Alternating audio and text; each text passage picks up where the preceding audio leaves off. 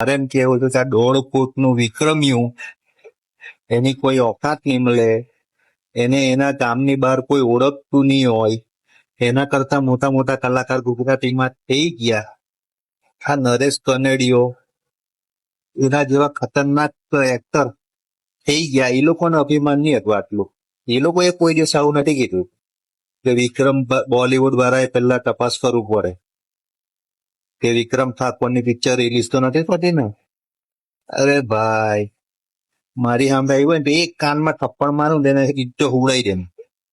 એ પિક્ચરમાં પેલી બનાવટી ફાઇટ કરીને મોઢાથી બોલે ધુસુમ ધુસુમ, ડુપ્લિકેટ ફાઇટ કરીને હીરો બની જાય અને પછી જાણી જાય કે હવે ઉંમર થઈ ગયેલી છે, હવે કોઈ ગુજરાતી પિક્ચરમાં કોઈ લે નહીં એ લોકોને, એટલે રોજગારીની જરાક રોટલાના ફાંફા પડતા, એટલે પોલિટિક્સમાં આવવું હોય.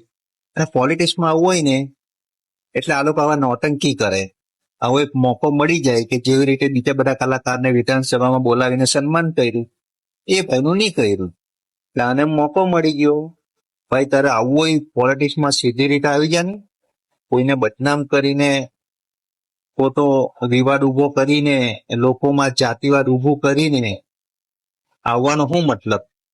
એ તું ભાજપ છોડીને કોંગ્રેસમાં જશે તો હું ઉખેડી લેવાના.